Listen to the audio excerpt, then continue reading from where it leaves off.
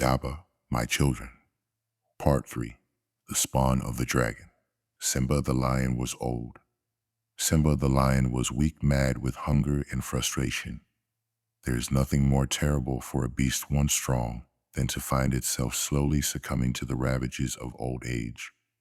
In the hostile forest, age is the greatest and most final calamity that can befall a living creature, be it lion or antelope. Antelopes that feel the onset of old age in the weakness it brings to their swift limbs know that the stream of their lives has at last run dry. They know that for them the hour of Kalanda, the god of death, has come. When the herd madly flees from the smell of lions, they will be forced to lag behind an easy prey, even to the most inexperienced young lion. The lion who feels the icy claws of old age slowly paralyzing his mighty leaping muscles, and who feels the dizziness of old woman time clouding his mind and dimming his eyes, comes inevitably to realize that he has already hunted his last impala, and that for him the sun of life is setting in a blaze of gold, scarlet, and purple. So Simba the lion was lying under the young musharagi tree, not far from a sluggish river bordered by rustling reeds, in whose cool bosom a herd of water beasts bathed lazily, their enormous bodies protruding like so many smooth, glistening rocks in the rippling waters. One of the water beasts raised its ugly head and yawned hugely, exposing blunt tusks insultingly in the direction of the slowly weakening lion with the golden light of the setting sun full on his face. The lazy breeze of sunset was softly playing with his ancient mane and the tall grass through which his head was barely visible. Among the reeds bordering the river something moved, and a sacred flamingo rose into the forest-scented air, slowly beating its graceful pinkish-white wings as it crossed the river to join three of its females on the other side. But Simba the lion had no eyes for all this. The forest had lost its magic. The silvery river with its water beasts, its nesting flamingos, and playful otters had lost its enchantment. The only voice for which he had ears was the voice of hunger growing savagely in his famished, shrunken belly. The only music for which he had ears was the song of starvation roaring like a wild tempest through the caverns and tunnels of his dulled mind. I.e., Simba the lion would have given his eyes, yea, his very life, for just a mouthful of meat from the side of a wild beast 3 days dead. Surely anything, no matter how putrid and vile, any worm crawling carrion, was better than a slow death of starvation. In vain, the old lion wished that just one thin, spavine antelope should pass within reach of his age-numbed claws. He had not eaten for a whole 3 days. It was cruelly strange to see that the older one grew, the faster the impalas and the zebras seemed to be. Why were these wretched creatures so incredible? Did they not know that they were created by the great ones for the sole benefit of lions? A vision of a herd of zebras floated briefly across the troubled skies of his disordered mind. A million curses on the striped, over-fat, wretched brutes. Why did the Great Spirit have to give them such swift feet? The old lion's thoughts were cleaved abruptly by an interruption. They faded out like morning mist before the rising sun, and old Simba lifted his battered head with a start. Something was coming, and it was coming his way. With a cautiousness born of years of bitter experience, Simba lowered his scarred head until he was looking through the long elephant grass rather than over it. He breathed a deep breath of living air. Aya, there was no doubt about it, the strange scent was there, and it was getting stronger. Whatever was coming was taking its time. But of one thing the old lion was now sure, it was some kind of food coming his way. Fresh and vibrant strength poured like liquid fire along his spine. His excited tail slowly stiffened, and a low growl of satisfaction involuntarily pushed itself forth from the depth of his ancient chest, to be promptly stilled by the voice of experience. Nothing must give the approaching prey a hint of his presence. Silence now, absolute silence. It seemed as if the very stream of time had come to a standstill as the lion waited. The forest, the river, and everything about his environment suddenly assumed an odd unreality. Then they casually emerged into view. strolling slowly through the long grass. Human beings, there were two of the creatures, male and female. Old Simba narrowed his yellow eyes as he contemplated their approach. They were walking for all the world, as if they owned the forest, as if all the trees in the mighty, ageless river belonged to them or their fathers. They were walking as if they were the chief and chieftainess of creation. Simba the lion watched them coldly, and his animal mind took in each detail of their features and attire as they drew nearer and nearer, and their scent grew stronger in his anxious nostrils. The female was the spirit of beauty personified. She was perfection in a most perfect form. She was not only beautiful, but she radiated beauty as a hot stone radiates heat. The waiting Simba could sense the great beauty of the human female, and he could sense also the great goodness in her soul. He beheld the sensitive beauty of her face, the oval face with its round, prominent forehead, its clear eyes that scanned the world with an expression of deep wonder. He noticed the small flat nose and the tiny nostrils, well placed above a smiling mouth. A mischievous goddess had placed that mouth there as a trap with which to catch the lips of men. She was the essence of purest perfection.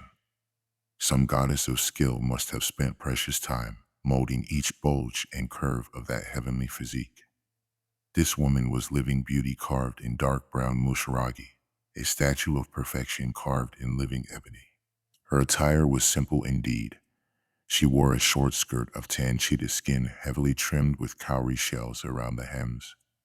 Bracelets of copper and ivory flourished on her arms, and around her neck blazed a necklace of bright copper oblongs engraved with signs of secret wisdom. Her hair was combed up into two lobes, a hairstyle known as the ears of the caracal, the oldest hairstyle in the land of the tribes. Sacred cowrie shells decorated her soft hair, and a beautifully carved comb of ivory showed in the back of her head.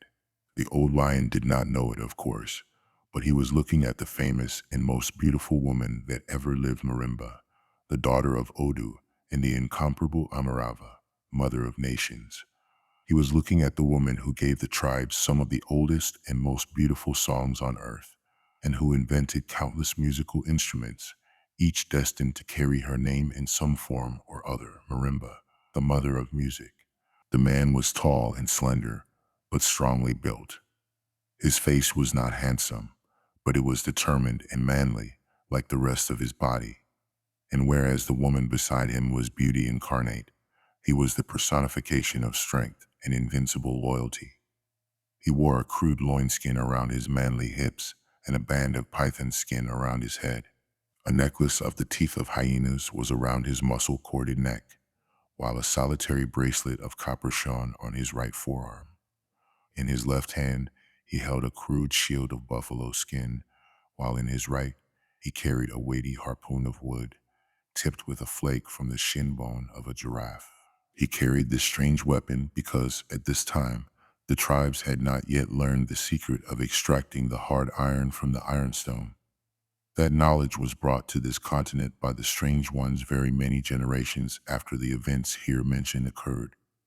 Only copper was known to our ancestors at this stage, and this metal was too soft for use in weapons. It was good only for ornaments. The old lion waited quietly while the two human beings drew closer. The forest and the river seemed to vanish, and in the lion's eyes only the two humans had substance, only them he now saw, to the exclusion of all else. He saw how the man's eyes never left the bewitching face of the woman by his side, how he looked for all the world like an impala helplessly caught in the hypnotic spell of a glittering python. He could see how the man smiled at her gently, reassuringly, and spoke softly to her as if trying to banish the great sadness that clouded her gentle eyes, a sadness that the old lion could sense was clouding the soul of the beautiful human female, like a foul storm cloud clinging and obstructing from view the snowy top of a beautiful peak. Then it dawned on the old lion that the human female was trying to urge her man to go back with her to where both came from, and not to penetrate the forest any deeper. The unusually beautiful woman had a premonition of danger, but just then, something happened which left both humans paralyzed with fear, and which gave old Simba the golden opportunity he had been waiting for. A bird of thunder and eagle had been circling high in the heavens for some time, and now this rider of the storm suddenly dived with wings partly spread and cruel talons fully at the ready to grab what his keen eyes had spotted. He passed directly over the head of the startled humans, fanning them with the wind of his fearful passage. He dived into the tall grass to their left and shot up again into the glowing heavens, a young steenbuck struggling in terror in the grip of those pitiless claws.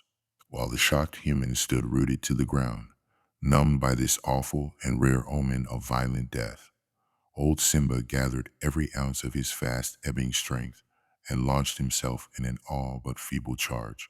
Marimba felt the heavy blow that struck her on the side of her head, sending her reeling to the ground, straight into the dark valleys of unconsciousness. She did not see her fearless husband hurl himself upon the lion that had brought her down. She did not see how his bone harpoon glanced aside harmlessly from the shaggy flank of the hunger-demented beast. Neither did she see how he, with a strength above the strength of an ordinary man, threw himself barehanded upon a snarling lion and dragged it off her. She did not see her husband locked in mortal battle with the lion, whose claws all but tore his strong body to shreds, and she did not see the shaggy, maned savage beast drag the limp form of her lord and husband away through the tall grass.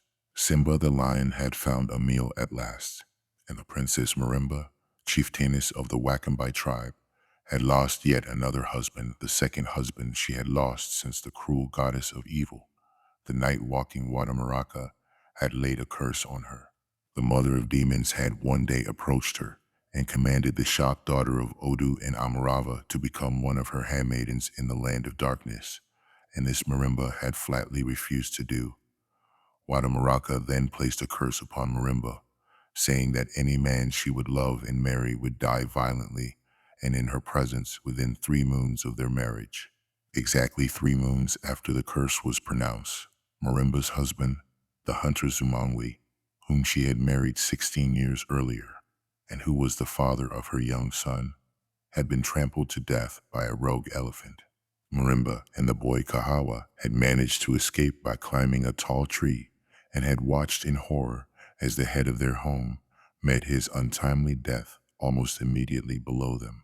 2 years later, Marimba had married again, and in order to prevent the curse of Watamaraka from being fulfilled, the Princess Marimba had kept her new husband a virtual prisoner for 2 whole moons, confined to the village of the Wakambai, and never allowed him to go out with the other men on a hunt. But the man had tired of being protected like an overgrown child by a woman. He wanted to face the perils of the forest and risk his life as all brave men should. Marimba had pleaded again and again, resorting to all her womanly subterfuges to keep her lord and husband at home. Finally, Marimba had to give in to her valiant consort. She allowed him to go into the forest, and as the time passed, she felt the voice of presentiment growing in her heart. She began to beg her husband to return home with her. But he, the stubborn, stupid, and stone-headed fool, had laughed at her fears and had assured her that nothing would happen. It had been in the course of their 10th argument that afternoon that Simba the lion pounced upon them. Now, the sun slowly set beyond the mountains to the west, and as the skies swept their blazing farewell to the departing Lord of Day, the Princess Marimba lay unconscious in all her beauty in the long grass, while the water beasts began to leave the gurgling mud to commence their greedy nightly grazing. The sacred flamingos gracefully retired to their mud and reed nests, and in the silent distance there came the faint sound of a hunter's horn. It sounded once, twice, thrice, and then it was silent again. A search party of Wakambai warriors was on its way to find out what had happened to their beloved princess and her consort, why they had not returned to the crude settlement of caves and huts which the Wakambai, the tribe of wanderers, knew as their home. In the long elephant grass, the breezes of sunset fanned the soul of the beautiful Marimba back from the land of nothingness, and she stirred. She sat up with a blinding headache that dimmed her vision. The first thing she saw was blood, slowly drying blood, all over the patch of trampled down grass, the unmistakable signs of a violent struggle. My husband. was the first thought that came to her mind. Struggling against the mist of shock and apprehension, Marimba tried to stand up, but she fell back and could only lie flat on her back, quite helpless. Then, out of the empty air above her, a bright, bronze-colored apparition took shape. Wadamaraka, the mother of all demons, presented herself in visible form, with a cruel smile on her dark lips. You will look around for your husband in vain, O Marimba. He is in a land far from here, beyond the seventh gateway of creation in the land of forever night. My husband, dead? How can he be dead? I tried to tell him. You poor babbling fool, murmured Wadamaraka. I told you that every man you marry would die violently within 3 moons of your marriage, did I not? Fires of hate and fierce anger flamed in the gentle breast of the beautiful Marimba, and words of wanton harshness spilled like a fierce torrent from her lovely mouth. You pitiless, black-hearted, sexless monster, you foul witch from the lowest pits of hell. So you would place a curse on my head, would you? But I can yet defeat your vile schemes. I have already made up my mind that I shall never love another man again. You stupid human beings, you are all the same, whether mortal or immortal, purred Wadamaraka nastily. You make a lot of wonderful resolutions. You swear a lot of oaths to do this and not do that. You bind yourselves with promises without first studying your secret nature, without knowing yourselves first. You never size up your ability to keep your oaths, and you say you will never marry again, my little ugly cockroach. Aiwi, flared Marimba. I shall never marry again. I swear by my mother's sacred breasts. Her voice rose to a mad shriek. Look down there, smiled Wadamaraka, pointing down to Marimba's jutting breasts. What is the purpose of those, do you think? What have my breasts to do with my oath? The harsh voice of the evil goddess turned soft and gentle as she said to the angry and frightened widow, Marimba, you are a very beautiful and desirable woman, and you, the youngest of the few immortals left upon this earth, have one very delightful weakness which you inherited from your mother, Amarava, long before she came under my spell. You know well enough what I am referring to. That weakness will force you to marry again in exactly 12 moons from now. And once again, you will suffer the pain of my curse. Within 3 moons of your marriage, your husband will die violently and evilly in your presence, and I shall stand nearby and laugh. Until then, farewell, Namarika. Namarika. The unfriendly epithet was more than adequate to describe the great weakness that the Wakambai princess had. But she was shocked at hearing this accusation hurled at her for the first time in her life, and by her arch-enemy of all creatures. The queen of falsehood had spoken the truth for once, and this truth had brought Marimba face to face with the realities of her character. She now saw herself exactly for what she was, not the wise and tender-hearted ruler of the first tribe ever organized in the land. The first tribe ruled not by force, but by wisdom and love.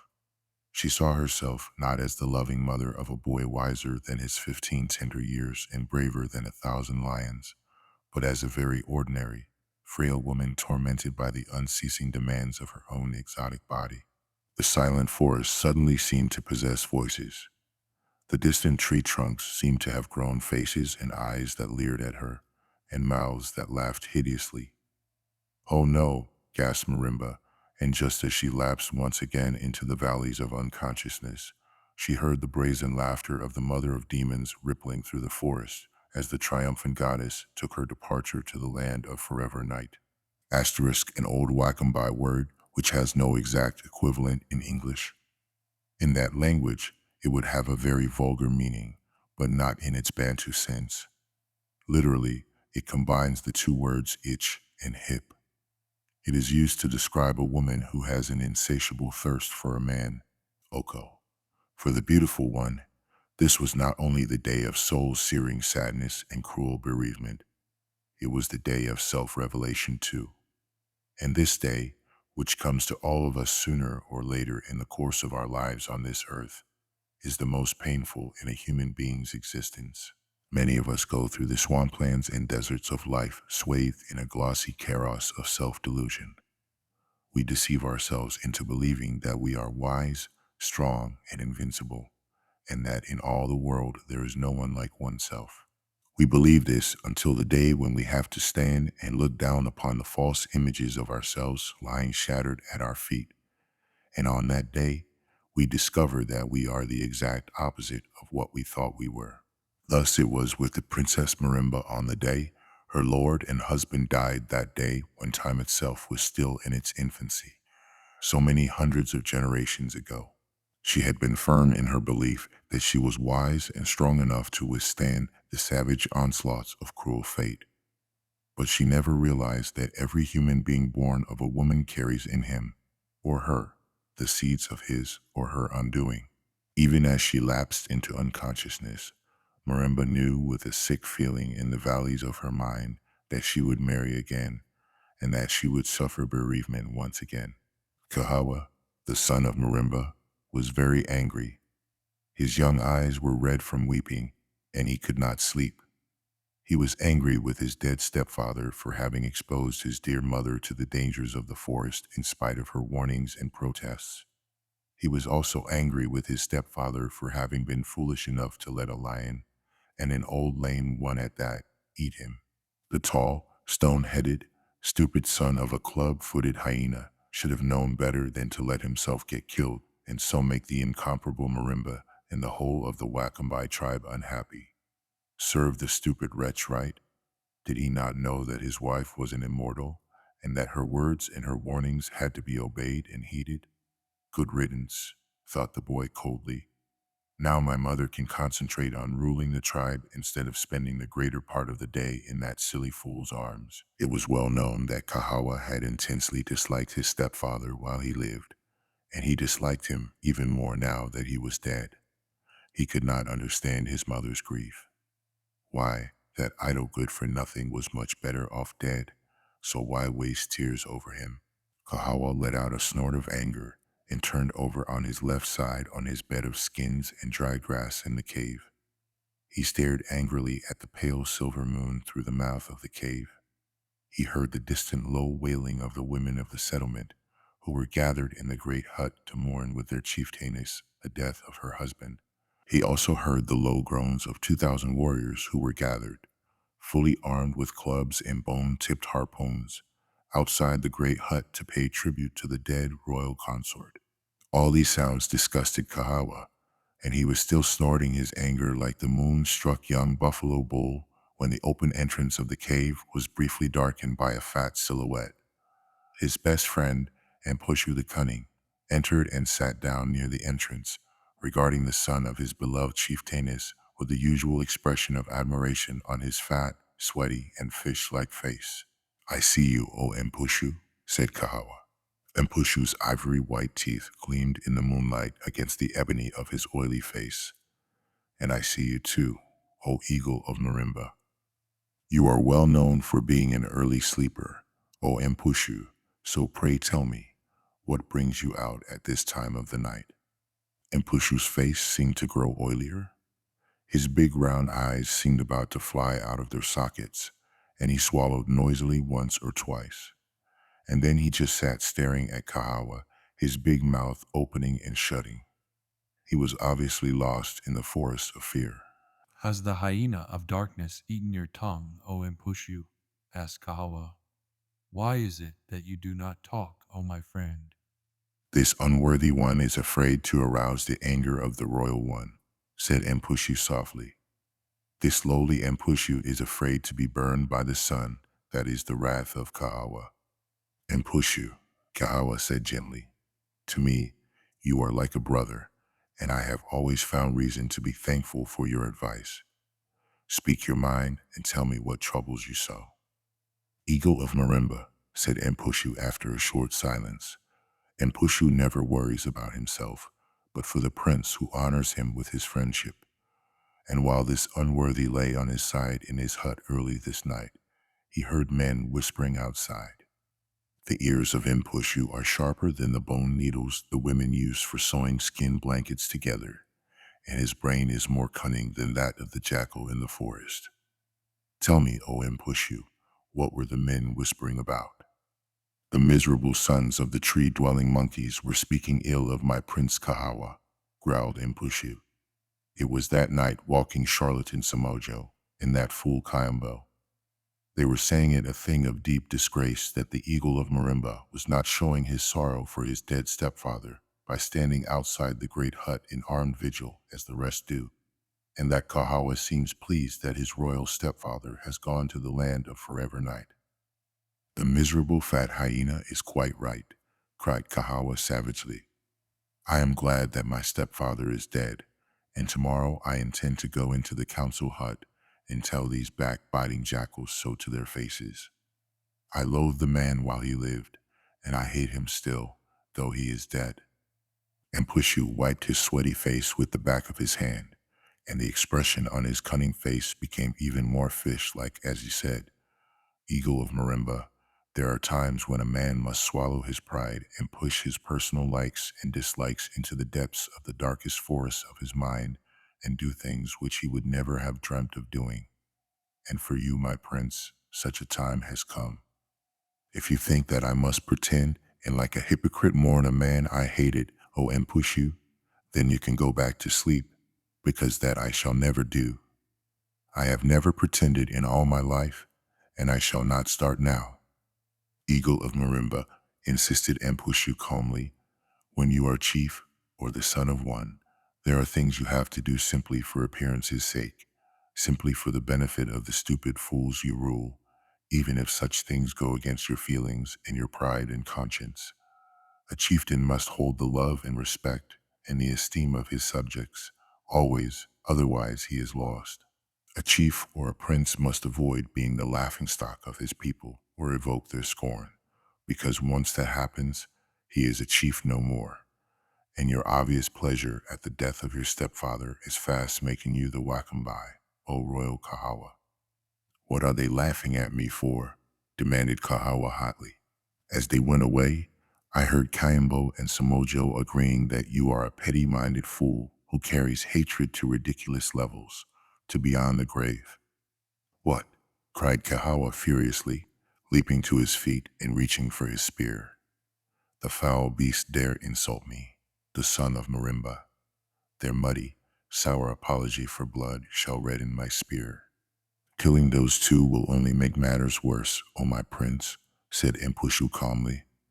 Violence and force are sure signs of failure on the part of the ruler, Eagle of Marimba. Killing his own people can only increase a ruler's unpopularity. Well, cried Kahawa fiercely, what do you then suggest I should do? Do you want me to go out there and kiss the buttocks of the men who have insulted me? No, my lord, I would never dream of suggesting that you do something so easy. But I do suggest that early tomorrow morning you and I go out into the forest, hunt the lion that ate your stepfather, kill it, and bring its head here for the rest of the people to see. That would greatly impress our tribe and make you very popular. And it would also please my poor mother, cried Kahawa, becoming quite excited about this brilliant suggestion. Oh, Mpushu, you are the very fountain of wisdom. I believe so. Yes, said Mpushu modestly. Kahawa was so excited by the prospect of the coming lion hunt that he could not sleep that night. It had been months since he had killed a lion, and if there was one kind of beast that the son of Marimba wanted to wipe out of existence, it was the lion. Kahawa hated this kind of animal only a shade less than he hated his stepfather, and deep in his rebellious and turbulent soul, this youth nursed a profound contempt for the custom of his tribe of first asking the gods for permission to kill lions. When dawn stained the eastern skies a pink red, Kahawa deliberately omitted performing the lion hunter's ceremony and requesting heaven's permission.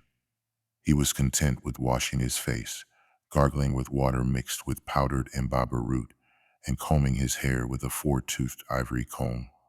Seizing his bone-tipped spears and elephant skin shield, he rushed out to wait for his friend Mpushu at the gate of the vast Wakambai settlement. At the gate, the young prince waited with fuming impatience and watched as the slowly rising sun sent its first rays to bathe the huts of the settlement where his mother ruled the first organized tribe in the land. It was a tribe of nomads and pioneers, the first Bantu to penetrate the land which in later years was to be known as Tanganyika. Still later, the northern division would be known as Lu Kenya. This great settlement was built near the top of a steep hill, circling it as a headband of honor around a bald chief's head. A heavy palisade of thick logs with a solitary gate surrounded the settlement like a formidable diadem. Behind this stockade were 5,000 huts. These huts were crude and rather ugly compared with those built many generations later. The upper reaches of the hills were honeycombed with caves and natural shelters, where lived those Wakambai who disliked the too modern idea of huts. The Wakambai had fortified their settlement, not against attack by men, because as far as they knew, they were the only representatives of the human race in this fantastic and frightening land, but against the terrible beasts which no storyteller must ever describe, beasts simply known as the Dija Inwana or night howlers. These terrible demons love to raid human villages during their mating season in the first moon of summer, carrying away men, women, and children to devour them in their dark dens on the shores of the mighty lake of the falling star known today as Nyanza. Those were terrible days, those days when the dawn of time was still red on the horizon of eternity. Those were the days when outcast gods, demo giants, viper maidens, life eaters, fire leopards, and many other monsters, vicious and horrible beyond description, still roamed a frightened earth. But let us not delude ourselves into thinking that these horrible creatures no longer exist. They do. They take human shapes and cause evil in the land of men. They disguise themselves as human beings and cause mighty wars in the lands of the tribes before vanishing once more into the land that is and is not. They leave thousands of foolish human beings to kill each other. They can take over the bodies of people we know and commit vile crimes as them. These evil ones are with us yet. Kahawa waited with growing impatience for the coming of his friend, his feet itching to take off into the mysterious forest. He longed to see the red blood of a hateful lion splatter the earth. At last, Empushu appeared, unarmed and looking very scared indeed. His thick-lipped, fish-like mouth open and closed like that of one just speared by a fisherman. Kahawa was amazed. He was disgusted and annoyed when his fat friend suddenly gasped, "My lord, we must not go and hunt the lion today." For a few moments, Kahawa was too angry to speak. His one great wish was to send Empushu flying to the ground with a blow from his fist. But with great effort, he controlled himself, fighting down the savage rage, the fumes of which clouded his brain and dimmed his vision with a red haze. When he found his voice at last, he said coldly and in measured tones, "I have always suspected you are a coward, O Empushu, and now I am sure." Empushu's eyes bulged, and his ebony black face grew blacker. He swallowed noisily once, and then said hoarsely, "You know that I am no coward, O Kahawa. You know it. If you are not a coward, then go and get your weapons, and let us proceed," said Kahawa, still in the same cold voice. A few moments later, the two friends made their silent way down the hillside toward the brooding forest. Kahawa was thirsting for the blood of the old lion. His brain was already alive with pictures of himself standing triumphant over the beast, slowly dying at his feet. But Impushu was quaking with fear from no earthly cause. It was well past midday when the two friends, who had not spoken a single word to each other since leaving the settlement, came at last upon the trail of the lame old lion Kahawa had sworn to kill. They followed the trail from where the lion had eaten Kahawa's stepfather to where he had lain for the night. They followed the trail thence to where he had brought down a young impala, which he had only partly eaten. They followed the trail from the carcass to where the old beast himself lay peacefully under an overhanging rock, not far from the northern shore of the great lake of the star that fell. "Your lion, my lord," whispered Empushu. A gleam of demon-like delight burst upon the cold eyes of Kahawa. He raised his long spear with the needle-sharp point of bone, and covered himself with his knee-length shield of elephant hide. Slowly, he approached the lion with Empushu close behind him. He was about 10 paces away from it when the beast turned his head and swept both his would-be attackers with his burning golden stare. He watched them as they came through the long grass, quietly, almost contemptuously, and he did not even move a muscle. His teeth bared, and his eyes narrowed as Kahawa ventured another step or two. But for the rest, he just lay there, calmly watching the hunters. Suddenly, Kahawa felt his fierce courage deserting him. Suddenly, he was not a warrior thirsting for blood, but a puzzled young boy facing a situation he could not understand. Lowering his spear, he turned and looked at his friend just in time to see Mpushu also lowering his spear, which he had held poised a thumb's length above Kahawa's kidneys. "You treacherous jackal, you were trying to stab me from behind. Are you mad?" "No, my prince. I had made it my unpleasant duty to kill you in order to stop you from killing this lion." "What are you talking about, Mpushu?" asked Kahawa in blank amazement. "You, my friend, would have killed me, and you yourself suggested this hunt. I would not have allowed you to take another step closer to the lion, my lord.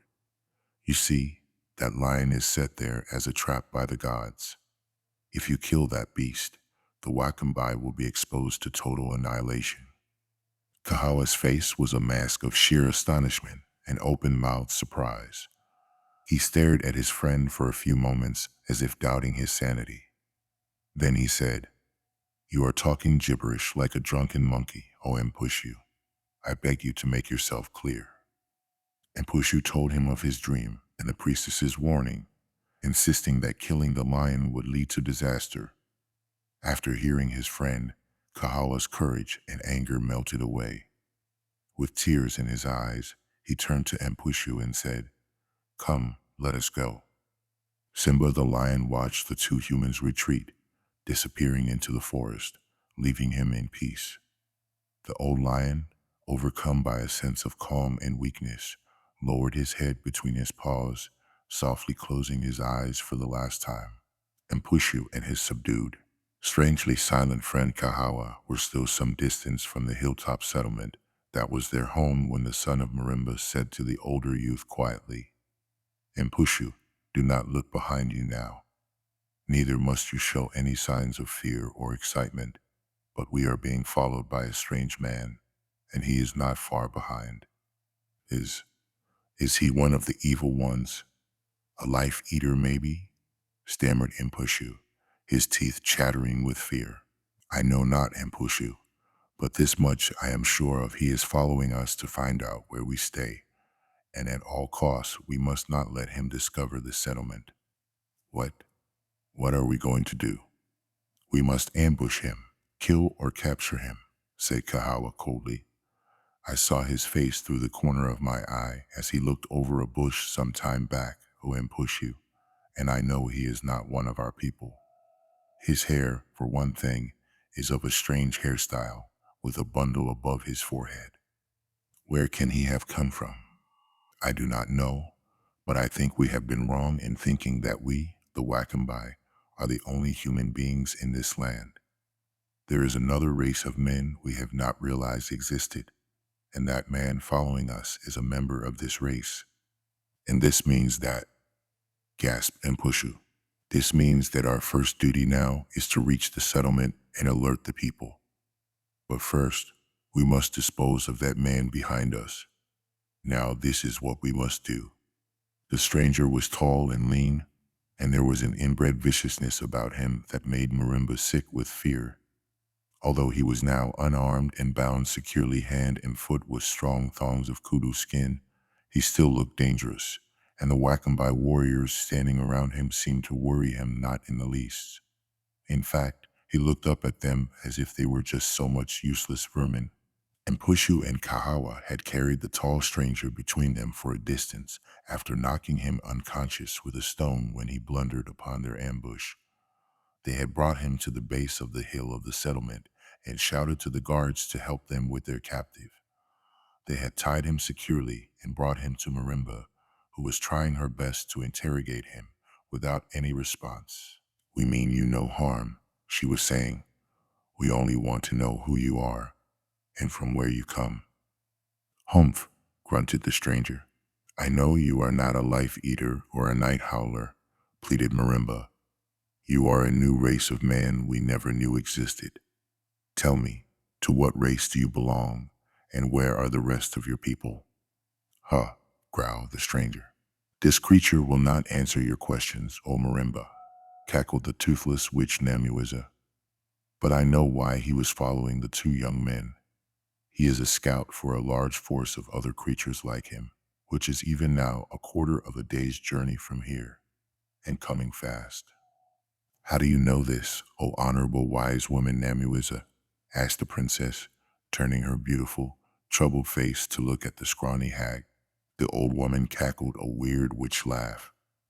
Little Namuiza dreamt it all last night, all by her sweet self. To me, all warriors, cried Kahawa fiercely. All available spearmen to me. They must not catch us unprepared, whoever they are. All warriors to my side recall all hunting parties from the forest. Bring out every spear, every axe in the village. The people hurried into action, inspired by their fierce leader Kahawa. Great bundles of bone-tipped spears and harpoons were brought out, while blasts from horn bugles recalled the hunting parties from the forest. Men ran hither and thither, spreading the word throughout the great settlement. Oblivious to the burst of activity around her, the Princess Marimba was kneeling down beside the trussed-up stranger, studying him with great interest and curiosity, not unmixed with fear and admiration. The stranger was a man such as she had never seen before, handsome, and yet very evil-looking. One who could, she imagined, kill thousands of fellow men without the slightest pang of pity or remorse. She saw his long, narrow face with its high forehead and square jaw. She saw his thin-lipped, cruel mouth with its hard wrinkles at the corners. She saw his strange-looking long nose and deepest, hard eyes, from whose depths gleamed the fire of resentment. She saw the strange hairstyle, the thick bundle of plaited hair gathered above the forehead and tied firmly with a fine skin cord that went around the head to another bigger bundle, jutting out like a woman's breast at the back of his head. She saw how his ears were pierced above and below, with heavy copper earrings that weighed them down. She saw 10 necklaces made from the bones of human fingers and claws of lions and leopards adorning his neck. Lastly, she saw his long spear lying some distance away where Impushu had thrown it, with the other strange weapons the stranger carried. This spear was not bone-tipped like those of the Wakambai. It was tipped with a heavy shard of Ligwadler rock, and the princess noted with great relief that the spear, though formidable-looking and heavy, was inferior to the bone-tipped Wakambai lances because the latter could be sharpened, while when the more fragile stone point became broken, the whole head had to be replaced. But the other weapon filled Marimba with fear. It seemed that the stranger relied mostly on this weapon. It was a great bow with a well-greased string and a heavy quiver full of stone-tipped arrows. The bow was unknown to the Wakambai, and many warriors were standing around and looking down at it in obvious puzzlement and dismay. It was clearly a deadly weapon, and the Wakambai had no answer to it. It was Impushu who found the secret of opening the stranger's tight-lipped mouth after all else had failed. He merely strode up to the prisoner and said in cold disgust, "Whatever race spawned a miserable coward like this one is indeed very unlucky. Just look at him lying there. He is almost wetting his loinskin with fear, and yet he tries to look brave." The stranger's eyes narrowed with anger, and his gleaming teeth were bared in savage rage. His voice, heavy with a foreign accent, was barely a whisper as he said in clear, though halting, "See Wakambai. What did you call me?" And Pushu whistled jubilantly. "So the beast can talk, can it? It is not dumb after all. I called you a coward, O vermin, and that you most certainly are. Untie my hands and feet, then we can talk further." "Untie your limbs?" exclaimed Impushu in mock surprise, to drag out more conversation. "But we have only just caught you." You miserable fat idiot, bellowed the stranger. I'll tear you limb from limb as soon as I am free of these bonds. No loinskin wedding foreign coward is ever going to tear me apart, said Mpushu happily, and especially not a starveling like you. I am no starveling, roared the stranger. You are speaking to a Maasai, you bloated dog. You are what? Asked Mpushu, highly amused. A Makai? What is a Makai? From what slime pit does a Makai crawl? It sounds like some kind of carrion worm. I said I am a Maasai, bellowed the captive, and soon you will be cracking your stupid jokes in the land of the dead. The armies of my father, Fesi the wolf, are very close at hand. You will all be dead by midnight. But what have we done that you wish to make war on us? Asked Marimba softly, now that the prisoner's tongue was thoroughly loosened. The Maasai need no reason for making war, sneered the captive. They fight whom they please, whenever and wherever they feel like it. But you are human like us, and you cannot kill people for no reason, protested the beautiful woman. The Maasai are more than human. They are invincible, and their might in war is beyond all human might, boasted the prisoner. The Maasai are gods, and 'tis you who are low-down human vermin. Oh, breathed Marimba. Her breasts heaved, and a rare flash of anger brightened her large eyes briefly. The Maasai are the great people, the true lords of creation. To us, war and killing are the very breath of life, more pleasant than a woman's kiss and more heady than Marula beer. For a captive in enemy hands, you have far too big a mouth, said Kahawa coldly. I am strongly tempted to take a deep breath of your life, if you find such an experience so recommendable. A Maasai welcomes death at any time it chooses to come, and in whatever guise it comes. So your childish threat is wasted on me. You persistently praise your race, said Mpushu brutally, but we are far from impressed. To us, you sound like a zombie repeating words that some wizard has taught you. You are a poor example of the human race. My soul, my body, my life, my whole being belong to Nangai of the mountains, said the man in a terribly inhuman tone. Nangai commands, I obey. Nangai is everything. I am nothing. Who is Nangai? Asked Morimba. Nangai is the one who is. Nangai is the one who commands and is heard. The little witch Namuiza cackled weirdly. These poor Maasai are a race under the cruel spell of an outcast god who lives in the forests of Kilima and Jero. Little Namuiza knows it all. Tee hee hee hee. The hunting parties had all returned safely, and the great gate was securely shut. The Wakambai were in tense readiness as they scanned the forest below for the first sign of the oncoming enemy. Night was falling fast, and the land was once more shrouded in mystery. On the high palisades, warriors stood to arms hard-eyed and tense, in every muscle waiting for the Maasai to come storming up the slopes of the ancient hill on which the first village stood. As the night crept across the land with its somber mantle, people became touchy and easily irritated, but they remained hard of eye and grim of face. The first village ever built in the land was under the shadow of suspense and was firmly gripped in the cruel claws of the vulture of fear. Then the people heard a strange sound, a sound that was not of this world, that flowed through the silent dusk like a silver river through dark forests. It was a sound such as no human ears had ever heard before. It penetrated the very depths of the soul like cool water down a thirsty throat, like oil, soothing oil killing a cruel pain. Men stared at each other with incredulous wonder. Others groaned and wept, blatantly and without shame. It was a sound of unearthly beauty, and to the surprise of everybody, it came from the throat of Marimba. She had taken the deadly bow of the captive Maasai and had fitted a gourd to the middle of the bow itself, transforming the deadly weapon of war thus into the first Makwayana bow harp the world had ever seen. Not only had Marimba invented the first musical instrument, but she was singing the world's first song as well. Oh, little stars so far above. Oh, smiling moon up yonder. You who on these fruitful vales shed, I, your heedless light, carry my song on the wings of your light, bear my refrains to the ends of the world, carry my voice to the land of the gods, beyond the plains of Chura Yamoya. Tell the great ones that live there forever. Tell those that rule all the stars up above. Tell the mother of all the seas and the earth, beyond the plains of Chura Yamoya. Tell them that though the hyenas of death prowl without my crawl tonight, tell them that all these perils I'll face, and that I'll never cringe nor cower.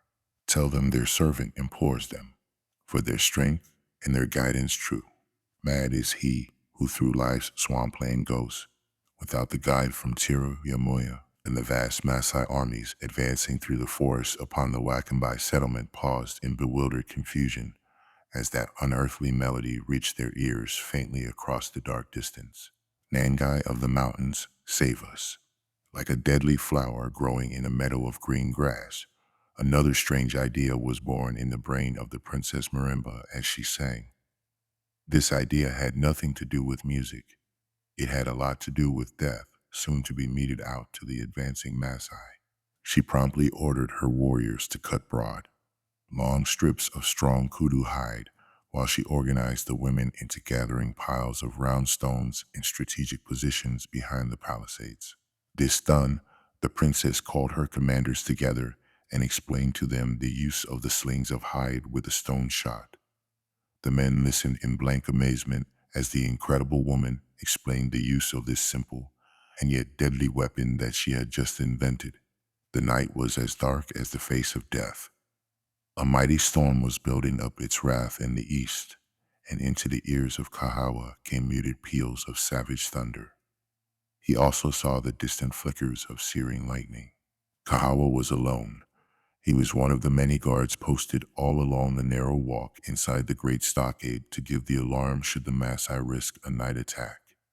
He was excited, and his heart beat faster than usual. This was war.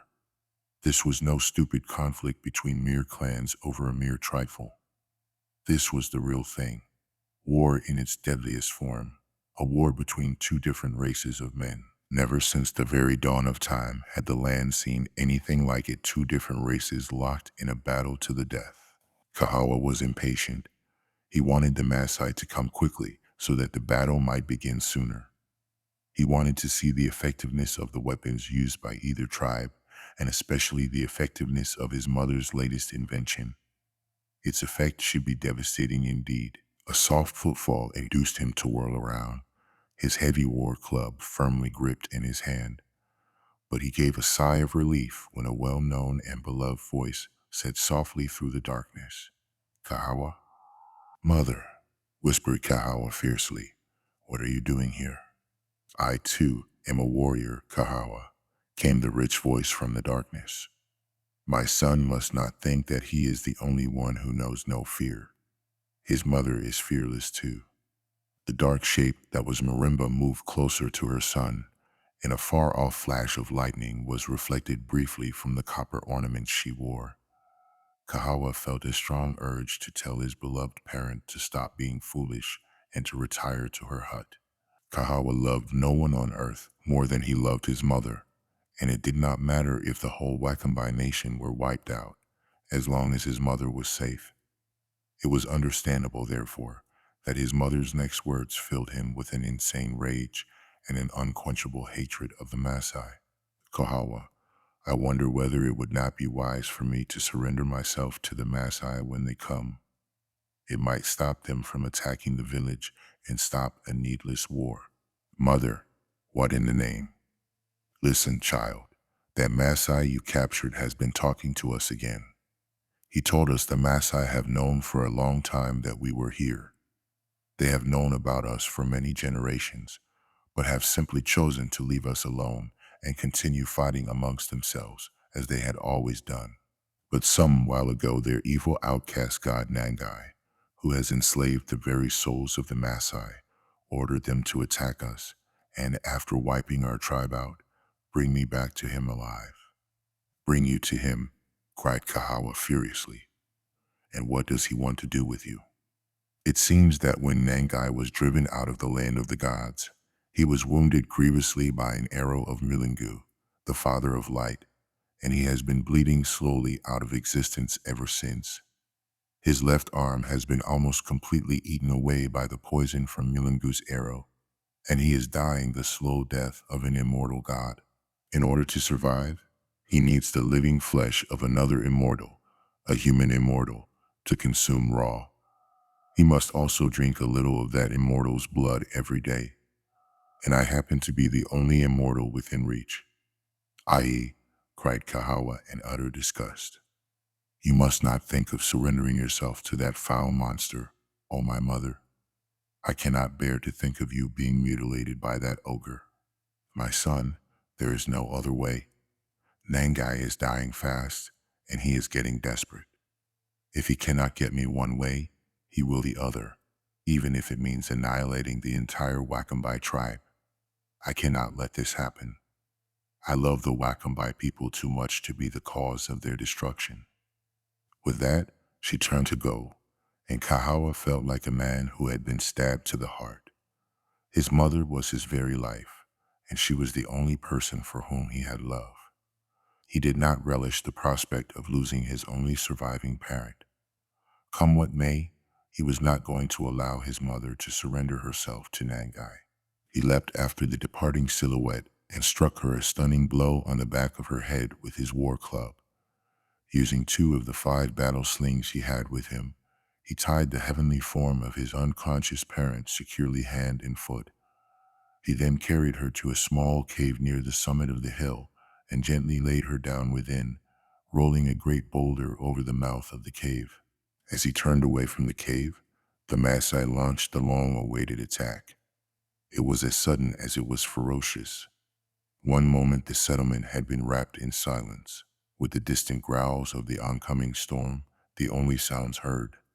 The next moment horns were sounding all along the stockade as keen-eyed night guardsmen saw shadowy figures creeping up the boulder-strewn slopes toward the village.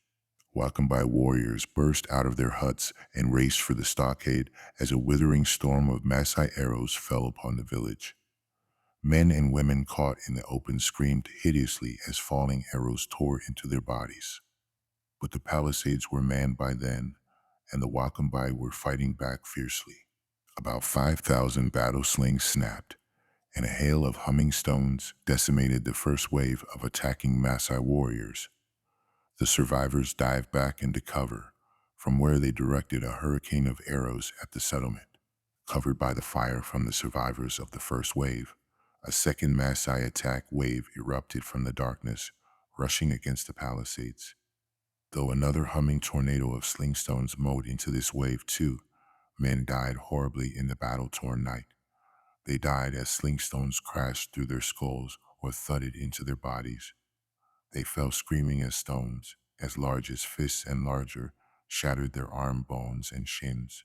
A group of Maasai reached the stockade in one place and tried to climb it. A fierce hand-to-hand battle ensued. Spears of all descriptions were flourished, bone-tipped and stone-headed. Heavy wooden clubs and maces with heads of stone or copper, axes with heads of bone or common granite, all these hacked, smashed, and thrust pitilessly. Quite a few Wakambai found the massive jaws of hippopotami most useful, and amongst these was Mpushu the Cunning. The battle raged till well past midnight, while the storm crept nearer and nearer, adding its own senseless fury to the clamor of the fighting below.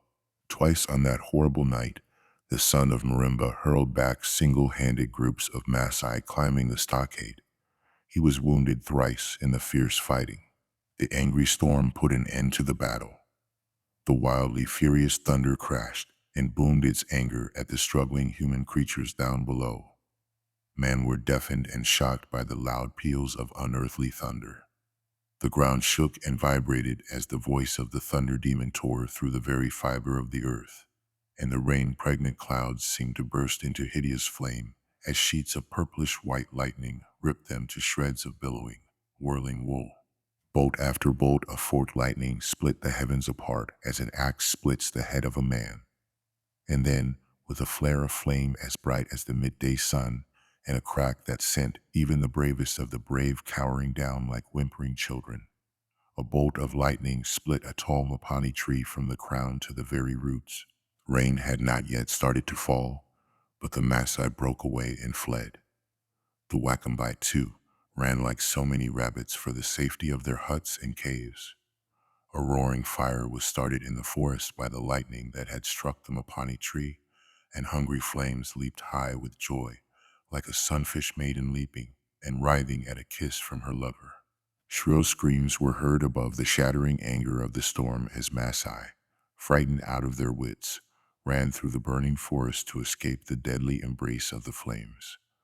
Many were caught by the grumbling wind fan fire and burnt to death, shrieking like insane women for their traitor god to save them. Then hail came, as big as babies' fists, in a howling curtain to scourge the dazed earth with insane mercilessness. Please stay tuned for part 4 of Indaba, my children.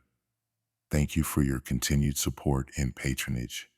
Peace, blessings, and much love to you all.